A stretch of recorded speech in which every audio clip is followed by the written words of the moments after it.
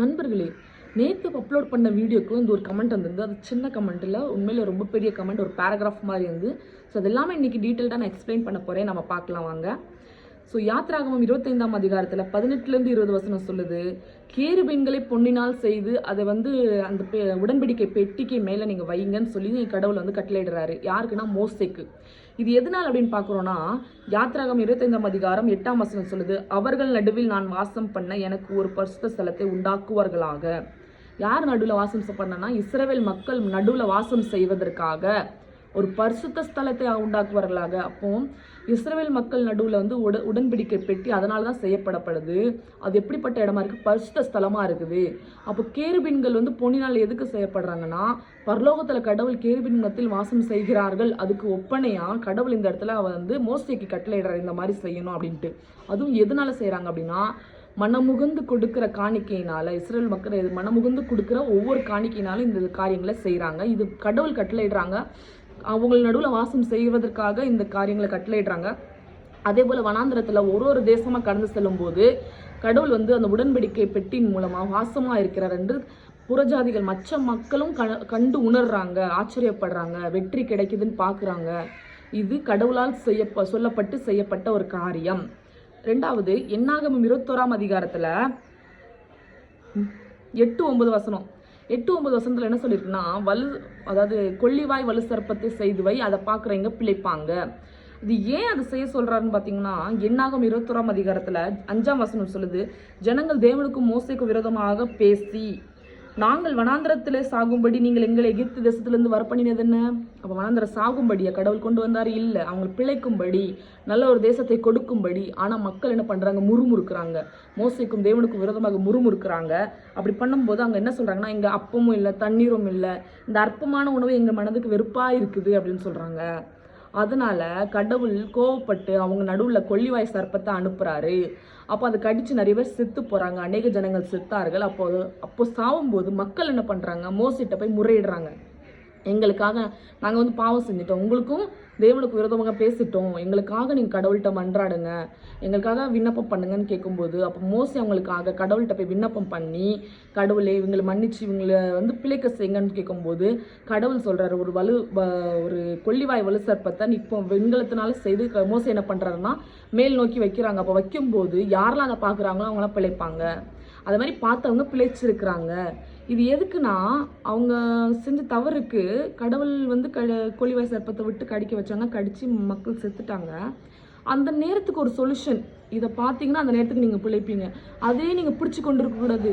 கொள்ளிவாய் சர்ப்பத்தை நான் மறுபடியும் அதை செஞ்சு நான் அதே தான் பற்றி கொண்டு இருப்பேன்னு அங்கே சொல்லவே இல்லை கடவுள்.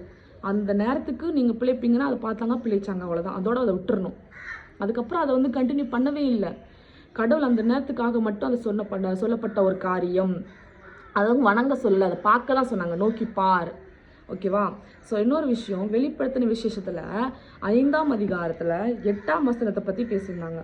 அந்த புஸ்தகத்தை அவர் வாங்கின போது அந்த 4 ஜீவன்களும் 24 மூப்பர்களும் தங்கள் தங்கள் சுரமண்டலங்களையும் பரிசுத்தவான்களுடைய ஜபங்களாகிய தூபவர்க்கத்தினால் நிறைந்த பொற்கலசங்களையும் பிடித்து கொண்டு ஆட்டுக்குட்டியானவருக்கு முன்பாக வணக்கமாய் விழுந்து.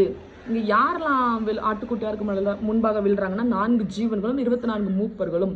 எதனாலன்னு கேட்டிங்கன்னா, அந்த அதிகாரத்தை ஸ்டார்டிங்லேருந்து வாசிட்டிங்கன்னா புரியும்.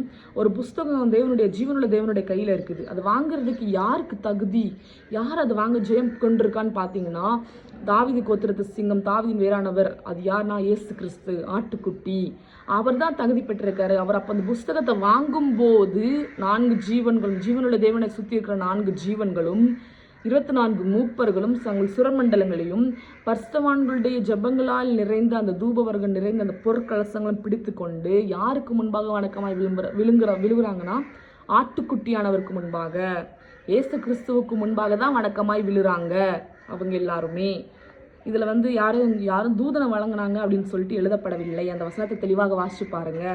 அடுத்தால வெளிப்படுத்தின விசேஷம் 8ஆம் அதிகாரம் 3-4 வசனம் சொல்லுது, வேறொரு தூதனும் தூபம் கட்டும் பொற்கலசத்தை பிடித்து பலிபீடத்தின் படியிலே நின்றான். தூபம் காட்டு பொற்கலசத்தை பிடிச்சிட்டு பலிபீடத்தின் படி இருக்குல்ல, அதில் நிற்கிறாங்க. சிங்காசனத்திற்கு முன்பாக இருந்த பொற்பீடத்தின் மேல் சகல பரிசுத்தவான்களுடைய ஜபங்களோடும் செலுத்தும்படி மிகுந்த தூபவர்க்கம் அவனுக்கு கொடுக்கப்பட்டது. அப்போ அந்த சிங்காசனத்துக்கு முன்பாக பொற்பீடம் இருக்குது. அந்த பொற்பீடத்துல வந்து எல்லா பரிசுத்தவான்களோட ஜெபங்களோடும் இருந்த அந்த தூப வர்க்கத்தை வந்து அவன் செலுத்தும்படி அவனுக்கு கொடுக்கப்பட்டது. அப்படியே பரிசுத்தவான்களோட ஜெபங்களோடும் செலுத்தப்பட்ட தூப வர்க்கத்தின் புகை, இப்போ பரிசுத்தவான்களோட ஜெபங்களோடு செலுத்தப்பட்ட அந்த தூப வர்க்கம் இருக்குல்ல, தூப வர்க்கம், அதுல உள்ள புகை வந்து தூதனுடைய கையிலிருந்து தேவனுக்கு முன்பாக எழும்பிற்று. அப்போ அவங்க வந்து தூப வர்க்கம் நிறைந்த அந்த போர்க்கலசத்தை வச்சிருக்கிறாங்க.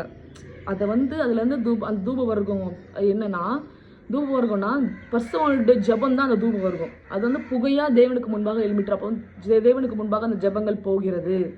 அதுக்கு ஒப்பனையா இருக்குது. இது வந்து தூதனை வணங்கின மாதிரி ஒரு காரியம் அல்ல. இன்னொரு விஷயம், லூக்கா 1ஆம் அதிகாரம்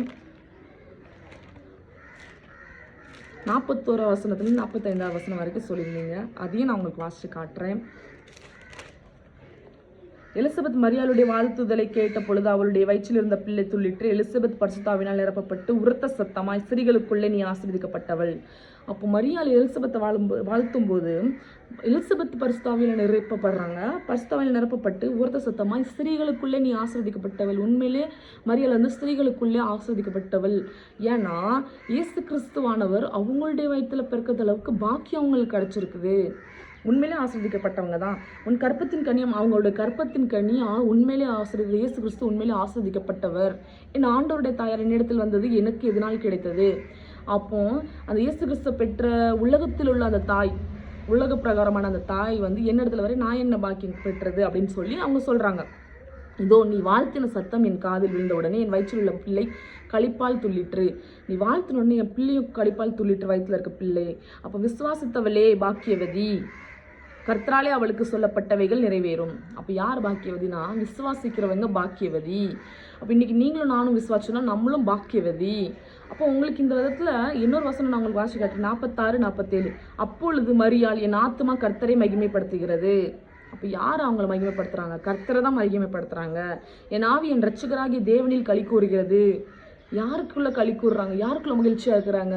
அவங்களோட ஆவி வந்து தேவனுடைய, அதாவது ரட்சகராகிய தேவனுக்குள்ளதான் களி கூறுறாங்க. அப்ப இந்த இடத்துல வந்து என்ன சொல்ல வரேன்னா, உண்மையிலே அவங்க பக்திகளுக்குள்ளே ஆசிர்வதிக்கப்பட்டவள் தான். ஆனா நம்ம என்ன இதுல கத்துக்கணும் அப்படின்னா, மனிதர் கடவுள் இல்லை. ஆமா, உண்மையிலே அவங்க வந்து மனிதங்க தான், ஆனா கடவுள் இல்லை. எதுலையுமே அவங்க வந்து கடவுள்னு எழுதப்படவில்லை. அதை நம்ம தெளிவாக இருக்கணும். இன்னொன்று, நம்ம வந்து இது சொல்கிறதுனால, அந்த சத்தியத்தை சொல்கிறதுனால, உண்மையை வெளிப்படுத்துறதுனால நம்ம அவங்கள விமர்சிக்கிறோன்னு அர்த்தம் கிடையாது. அவங்கள மட்டும் இல்லைங்க, பெந்தெகோஸ்தே நாளில் வந்து பரிசுத்தாவியினர் இடப்படுறாங்க. 120 பேர் மேல் வீட்டில் இருந்தாங்கன்னு பார்க்குறோம். அப்புறம் பவுலுக்கு வந்து இயேசுவை தரிசனமாக, நீ துன்பப்படுத்துகிற இயேசு நானே. அப்போ நிறைய பேர் கூட வந்து கடவுள் இடைப்படுறாரு. அப்போ எல்லாருமே தேவனுக்கு சாட்சியாக தான் இந்த பைபிளில் இருக்கிறாங்க. யாரையும் நம்ம விமர்சிக்கல. ஆனா வேதம் என்ன சொல்ல வருகிறது, சத்தியம் என்னத்தை வெளிப்படுத்துகிறது, உண்மை என்ன பேசுகிறது அப்படிங்கிறத நம்ம கொண்டு சேர்க்கிறது நம்மளுடைய கடமையா இருக்கிறது. அதனாலதான் இந்த வேத வசனத்தை சொல்றேன். இது சொல்றதுனால யாரையும் விமர்சிக்கிறோம் அர்த்தம் அல்ல, உண்மையை பேசுகிறோம். இது நம்மளுடைய கடமையா இருக்கிறது. ஓகே, உங்களுக்கு இதெல்லாம் தெளிவாக புரிஞ்சிருக்கிறோன்னு நினைக்கிறேன். இதே மாதிரி உங்களுக்கு எதுனா உங்களுக்கு டவுட் இருந்தாலும் கமெண்ட் செக்ஷனில் ஷேர் பண்ணுங்கள். உங்களுக்கு இந்த வீடியோ பிடிச்சிருந்தா like, share, comment and subscribe பண்ணுங்கள்.